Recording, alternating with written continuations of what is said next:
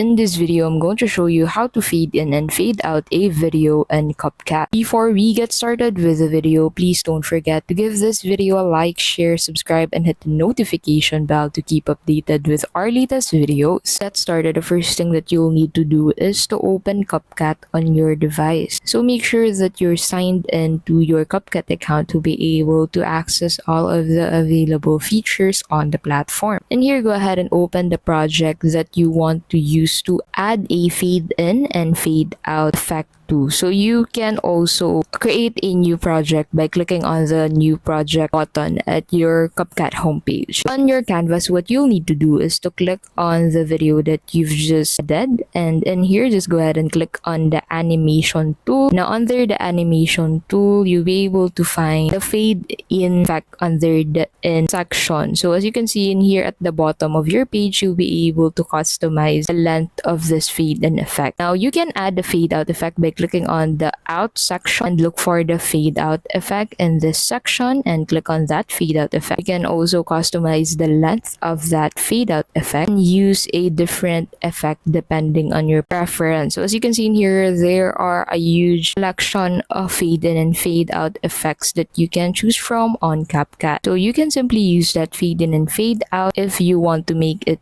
as simple as you can. And that is how you can simply fade in and fade out a video on CapCut. Thank you so much for watching, and we'll see you in the next video.